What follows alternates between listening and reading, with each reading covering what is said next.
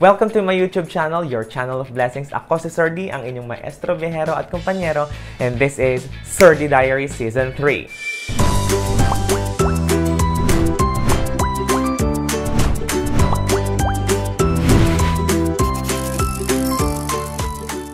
For today's episode, ay mag-share lang ako sa inyo ng some of my behind the scenes. Yes, dahil ako po ay isang teacher at online classes na ang ating setup ngayon. I-share ko sa inyo kung paano ako mag-prepare sa mga online classes ko. But this time, dahil today ay shooting day for me, dalawang materials yung ating i-shoot today. Isa sa mga online classes ko and isa naman ay para sa isang online magazine show ng aking university. University? Sa isang university na kung saan ako ay nag-work. So, ako ay isa sa mga host kasi ng Isko Questions. Yan, isa-shoot din natin today. Shoot. Dang. Pero anyway, gusto ko lang i-share sa inyo ano bang mga kaganapan before i-shoot ang isang bagay sa online class setup. Yan. So, ipapakita ko sa inyo ang mga bagay-bagay dahil meron akong isa pang camera. So, yan. So, itong camera nakikita nyo kung ganyan. Tapos, syempre, nandito na yung laptop. Naka-setup na yan. Tapos, naka-setup na rin yung ating pailaw dyan. Pailaw ni Mayor. Ayan. Nakita nyo ba yun? May basurahan sa harapan.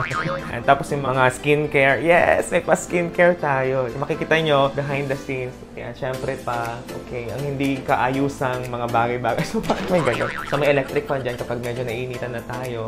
So, yan yung table natin na sinet up. Usually, dyan ako nag-study kasi study table siya. Tapos, yan yung aparador. So, yun ang, closet raid. Aparador raid. Tapos, yan, mamaya, yung aking outfit. Yes, the official jacket of our university. And then, syempre, ako ay nakaupo sa kama. Yes po. This is my safe place. This is my comfort zone. So, yan. And syempre, bago tayo mag-prepare, ay kailangan din natin, dahil i-shoot nga natin yung mukha natin. Yung sarili natin. Parang hindi pa ako gising masyado.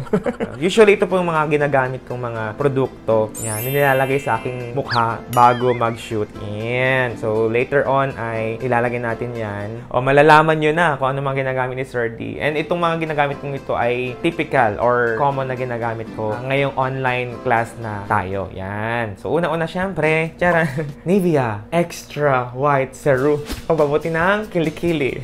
Yes, deodorant. Pati yung deodorant, sinishare ko na. Ano ba yan? Tapos, sunod dyan, para sa mukha natin. Ayan. Time Wise Mary Kay. Yes. Syempre, hindi mawawalang Mary Kay products natin. Unang-unang nilalagay ko yung Replenishing Serum C plus E. Okay. Hindi ko alam kung anong ibig sabihin yan. Kaya na mag-research. I-google nyo na lang. Tapos, meron tayong Mary Kay Time Wise Pore Minimizer. Yan. Napakalaga nito dahil para ma-minimize yung pores. Siyempre, kailangan din natin ng Time Wise Repair Voluform Eye Cream.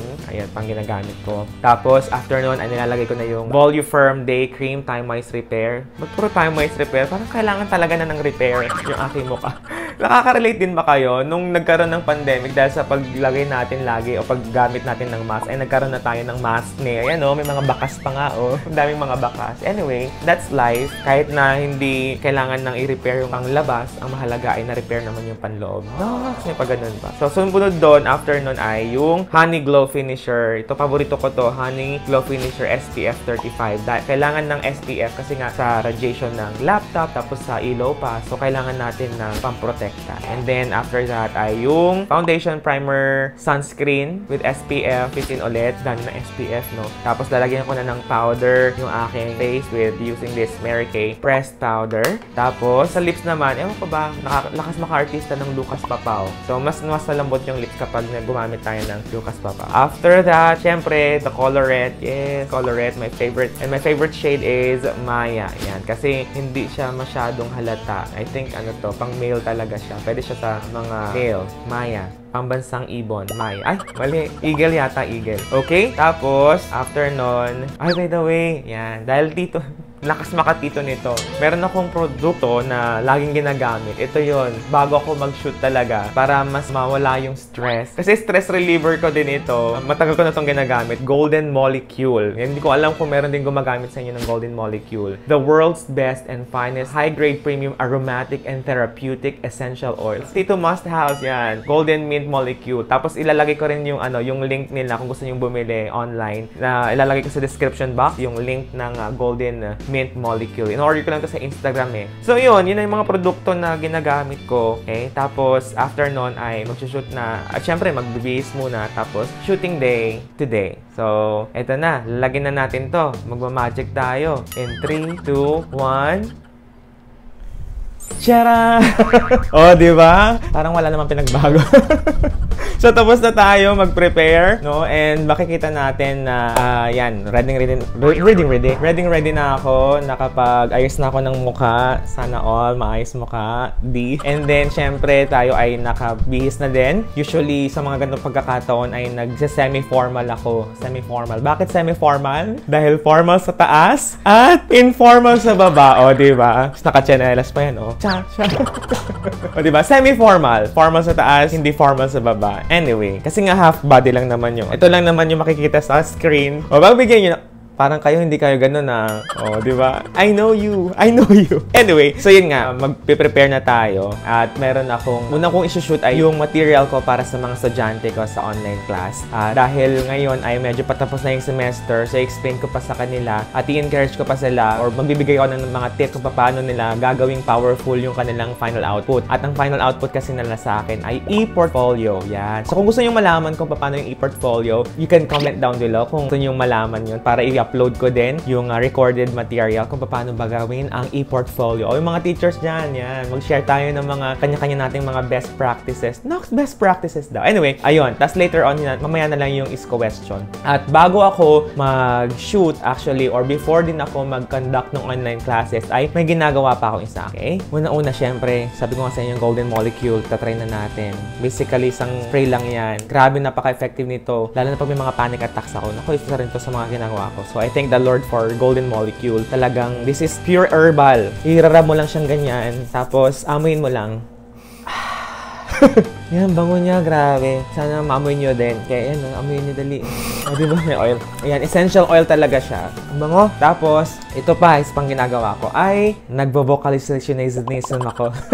Yes, vocalization. It's a must para sa akin, ang vocalization. Para ma-relax yung mga muscles sa mukha. Tapos, siyempre yung diaphragm. Yes, lakas maka-diaphragm. So, meron akong laging ginagawa. 10 minutes lang naman yon. So, yan, sa mga teachers dyan, kung gusto nyo gamitin din ito, share ko sa inyo. So, eto nga, yan. 10-minute vocal workout by Coach Cheryl Porter. Yan. So, yan yung lagi kong ginagawa. Nagvo-vocalizationism ako. Nagvo-vocalize ako for 10 minutes para nang sa ganun ay mas maganda yung rehistro ng boses natin. Sa rehistro ng boses natin sa ating isushoot ng mga videos. Okay? Ayan. So, mag-vocalize muna ako ha. Wait lang. We are gonna be doing some real vocal training. Yes. 10 minutes non-stop. We're gonna do steps down. Yeah.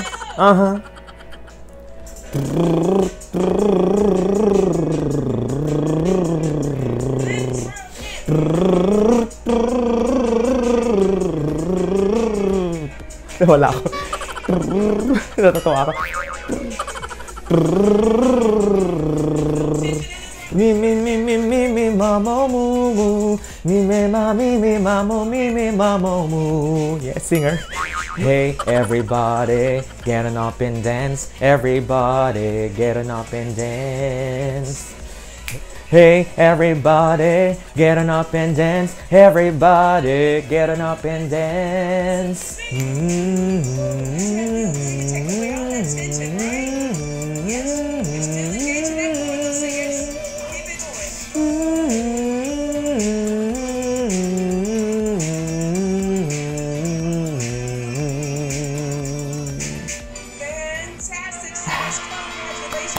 Ayun na nga, natapos ng ating vocalizationism.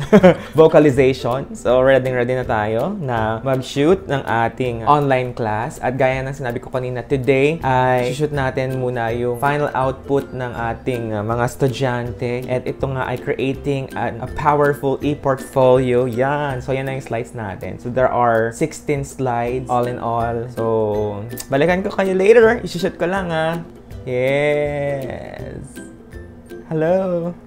Yan, magsisimula na tayo. Siyempre, before anything else, before I start, I usually start it with a prayer. Kahit naman sa class, I pray. Because I need divine intervention every time I teach, every time I do these kinds of things. Without Him, I am nothing. So I pray that this material will be powerful and could impact the lives of my students. In Jesus' name, Amen. So, are you ready? Ito na, mag-shoot na tayo. Hello everyone! Yes, I hope all is well with you and your loved ones. And this video is actually intended to explain further your final output in this course, and that is your e-portfolio. Yes, and today I will be discussing about creating a powerful e-portfolio. So, syempre, ang goal natin dito ay hindi lang makapag-create or makapag-submit ng e-portfolio for the sake of submitting it or for the sake of complying the requirements of the course, but at the same time, we want to use this output,